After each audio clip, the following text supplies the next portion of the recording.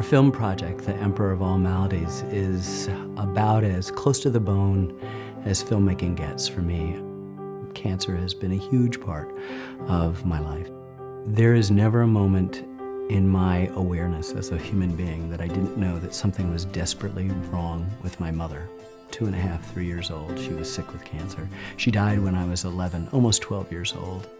The reason why I do what I do comes from this illness and this death and watching it happen. So in a way, as much as you want to move away from it, you have to move towards it. One of my patients asked me a very simple question: what is it that I'm fighting? I was drawn, sort of obsessively drawn to this question, because I thought to myself, well, here's something that is going to intersect with all of our lives, yet we know very little about it. We don't know its history. Where does it rise? What happens next? Where are we in this journey? So I decided to take the journey way back into the past and way forward into the future. Try to understand, where are we today with cancer? What happens next?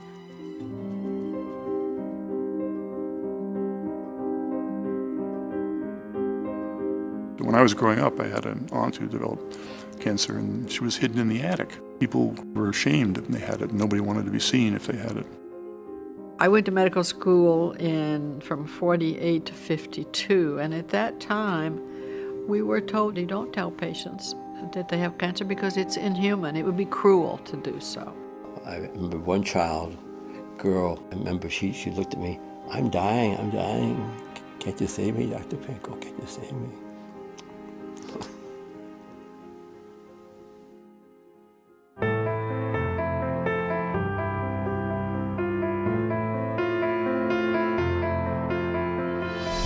If I try to put myself back in my early training in medicine and imagine the world that we're entering now, this path toward rational treatment for cancer, it's a totally different language. We weren't even close to being able to imagine it. Mr. May. Hello, Dr. Rosenberg. Oh, great to see you. Good to see you too. I knew somebody somewhere has got to be working on something that can beat this. And it looks like virtually everything is gone. You've saved my life, and I just feel like I feel so lucky.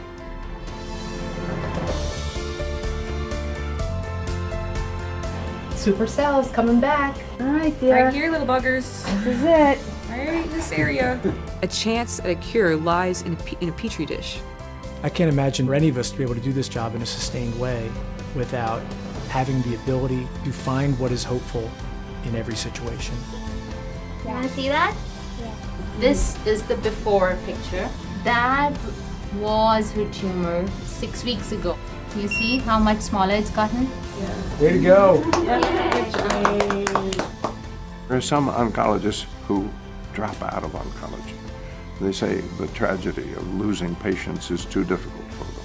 I've lost a lot of patients because I've been around a long time, and it is difficult. But I haven't lost my ability to say, this is a step on the road to eventual success.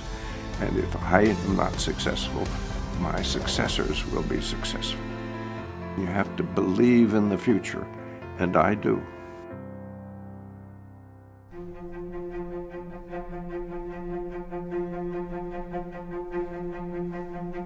I'm not a scientist. I don't know whether this will all pan out, but there's a sense, a kind of palpable energy and excitement that we may be on the cusp of some significant changes, some significant breakthroughs, some new and radical therapies and treatments that will change our relationship to the disease.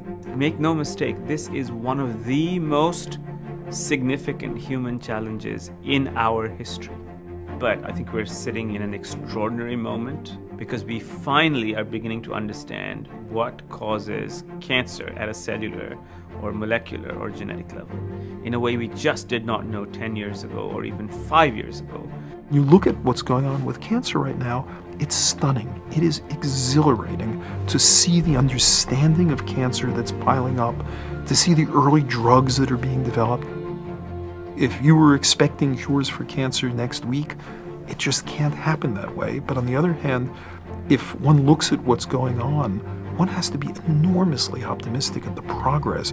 It's not fast. It's not easy. Sometimes we think we know the answer and we don't. and then we get corrected. But we know we're on the right path. Every field in medicine has had a moment in history that has been transforming. The moment where the knowledge that was required to change the field became available. This is the moment for cancer. It's happening.